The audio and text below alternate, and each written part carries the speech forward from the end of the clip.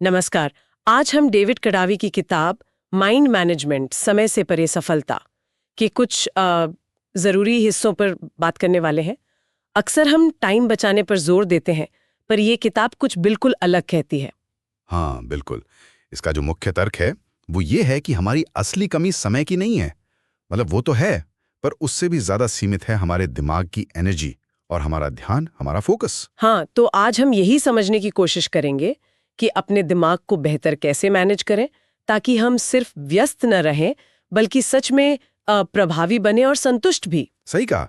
किताब यही कहती है कि अगर दिमाग थका है तो चाहे 10 घंटे लगा लो, वो शायद उतना काम ना कर पाए जितना एक फोकस दिमाग सिर्फ 2 घंटे में कर ले। ये जो पारंपरिक टाइम मैनेजमेंट है ना, उसको ये सीधे सीधे चुनौती देता है। अच्छा, ये तो बड़ी दिलचस्प बात है। तो इसी को थोड़ा और खोलते हैं।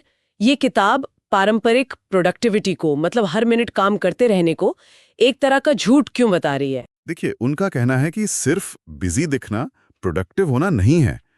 हम इंसान हैं, कोई मशीन तो है नहीं।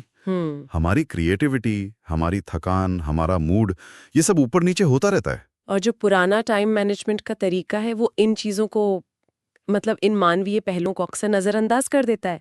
वो मानता है कि हर घंटा बराबर है। पर ऐसा तो होता नहीं है। बिल्कुल नहीं। तो फिर ये जो क्रिएटिविटी की टाइमिंग वाली बात है, वो क्या है? क्या मतलब है इसका? क्या कोई खास वक्त होता है क्रिएटिव काम के लिए? हाँ, कुछ हद तक। कडावी ये सुझाव देते हैं कि दिन के अलग अलग हिस्सों में हमारे दिमाग की क्षमता अलग अलग होती है। जैसे हो सकता है सुबह सुबह का वक्त गहरी सोच वाले काम, मतलब डीप वर्क के लिए बेस्ट हो, जिसमें ज्यादा फोकस चाहिए। और शायद दोपहर का समय मीटिंग्स या ईमेल्स जैसे हल्के कामों के लिए ठीक रहे। यहाँ जरूरी ये समझना है कि आपकी, मतलब हर किसी की, अपनी दिमागी एनर्जी पीक पर कब होती है, और उसी टाइम पर सबसे अहम, सबसे जरूरी काम निपटाएं। यानी अपनी रिदम, अपनी लय पहचानना। एग्जैक्टली।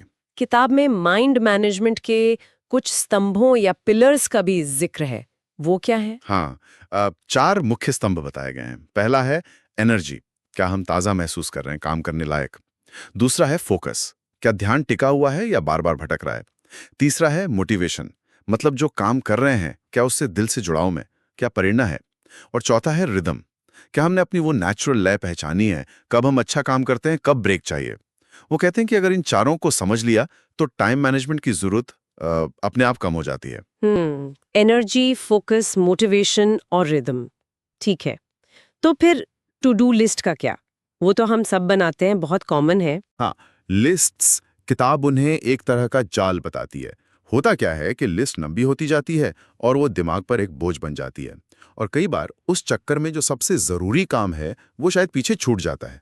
इसके बजाय वो सुझाव देते हैं कि अपने मन की सुने, पूछें खुद से आज किस काम के लिए सबसे ज्यादा खिंचाव या प्रेरणा महसूस हो रही है, और उसे पहले करें। अच्छा, ये तो बिल्कुल उल्टा नजरिया है। मतलब लिस्ट के हिसाब से नहीं, बल्कि अपनी एनर्जी और मोटिवेशन के हिसाब से चलें। हाँ, कुछ वैसा ही, ताकि आपकी बेस्ट एनर्जी बेस्ट काम में लगे। ये समझ आता है। अच्छा, एक और चीज थी, एंटी फ्रैजाइल क्रिएटिव सिस्टम। ये सुनने में थोड़ा मुश्किल सा लगता है। ये क्या है? हाँ, नाम थोड़ा टेक्निकल है, पर आइडिया सीधा है।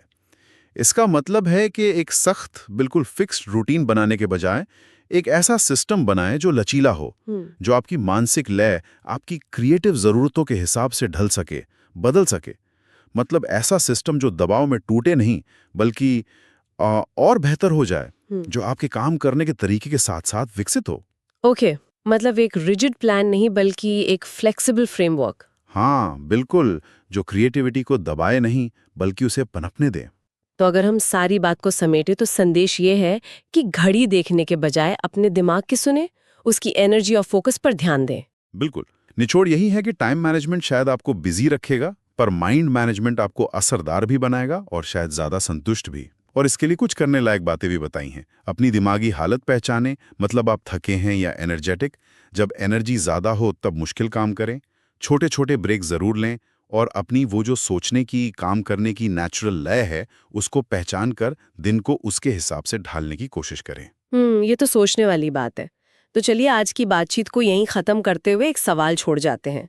अगर हम वाकई अपने दिमाग की एनर्जी और लय को प्राथमिकता देना शुरू कर दें, तो जिसे हम आज आलस या बेकार का समय मानते हैं, जैसे बस सोचना या टहलना, क्या उसका मतलब पूरी तरह बदल जाएगा? क्या पता, शायद वही वक्त हमारे सबसे अच्छे आइडियाज का हो। इस पर सोचा जा सकता है।